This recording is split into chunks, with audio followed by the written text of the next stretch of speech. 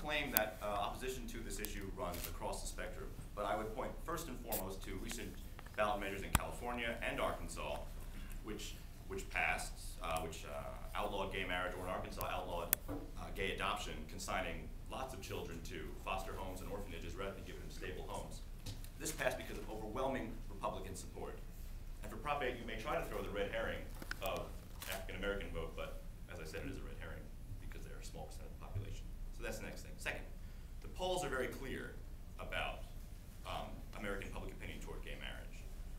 Roughly 1 to 2 points per year it increases in the affirmative. So it's very likely that regardless of judges or politicians or whatever, it's an inevitability at some point in the near future. I heard a lot about states' rights. That's the states' issue, and I find that rather foolish to say that the issue of civil rights is a states' issue.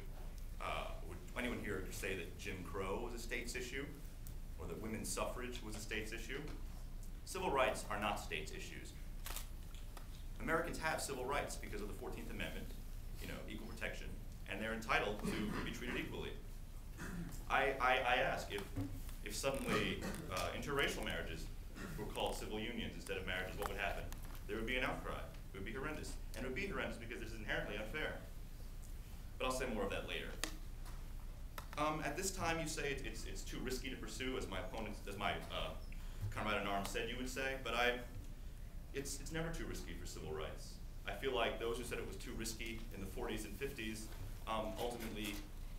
those opinions ultimately led to the unrest that fomented in the 60s. By continually denying rights to a whole class of people, you only dig the hole deeper for yourself and the society.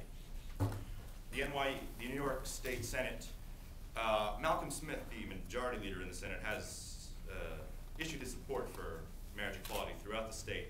And he's being held up, if you're familiar with the details, I'm not sure, by 1 or 2 or 3 renegade members of his party. But generally speaking, the opposition comes uniformly from Republicans in the state Senate. If only 3 or 4 Republicans signed on to the deal, it would go through, and marriage equality would be legal throughout the state. What else? How much time do I have? 24 seconds. All right. And again, I'll just address, to say that Democrats and Republicans oppose it equally, I ask you to look at President Bush's rather amusing attempt to pass a constitutional amendment defining marriage between a man and a woman, and to look at the support that received in the Senate. I believe it went down they got about 47 votes in pro, and it was almost uniformly Republicans. And I'll stop there since I'm almost out of time. 3-minute rebuttal.